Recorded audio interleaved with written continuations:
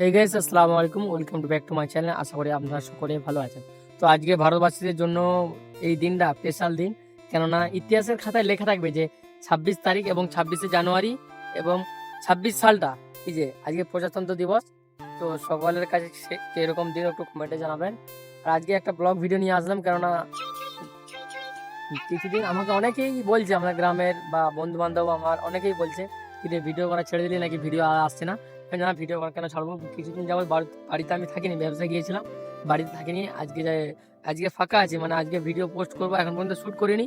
Shoot করে edit করে তারপরে পোস্ট করব। তাই আপনাদেরকে সকলের চাওয়া যে আমার ভিডিও আপনাদেরকে কেমন লাগে বা একটু কমেন্টে জানাবেন।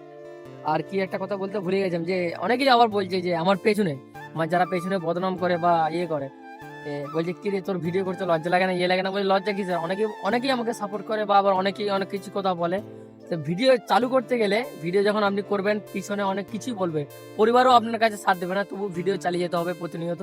আর একটা কথা, যারা কন্টেন্ট ক্রিয়েশনে এখন ভিডিও করছো, লজ্জা নয়, চেষ্টা চালিয়ে যাও, সফলতা একদিন তোমার পিছিয়ে এসে দাঁড়াবে। ঠিক আছে, সবাইকে বলবো যারা ভিডিও করছো এখন ফেসবুক কন্টেন্টে, সকলে লজ্জা নয়।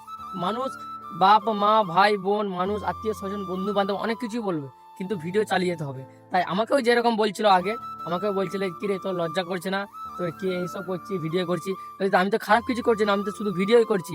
তাই সবাইকে বলবো কেউ লজ্জা করবে না, কারো কথায় লজ্জা পেও না, ভিডিও আর চালিয়ে যাও, সফলতা একদিন তোমাদের পেছনে এসে দাঁড়াবে। বুঝতে পারছো তো?